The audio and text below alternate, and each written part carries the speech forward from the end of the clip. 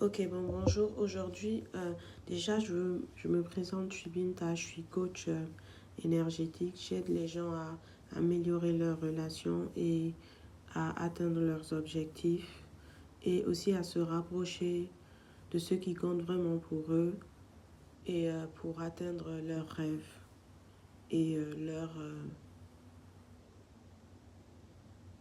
leurs objectifs qui sont importants pour eux.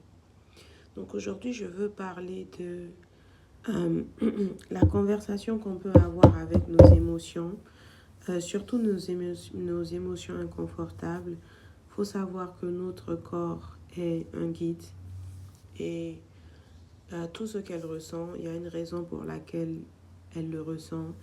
Et si on arrivait à transformer cela en quelque chose qui nous rend service. Donc ici, l'objectif, c'est que lorsque on a une émotion, l'objectif, c'est de demander à l'émotion qui n'est pas confortable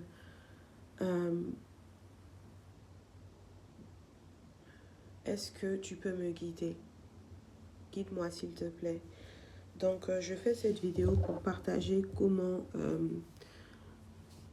je crée cette communication avec l'émotion. Donc, je vais vous lire ce que j'ai écrit.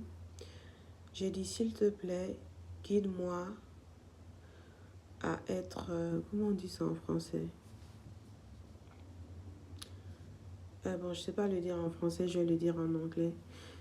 S'il te plaît, guide-moi à être successful. Je t'en supplie. Et donc, je veux parler ici de la supplication.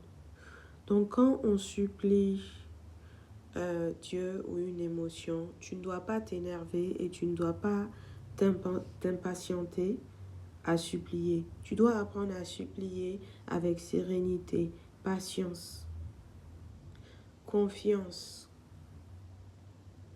que ce que tu demandes sera exaucé. Tu vois?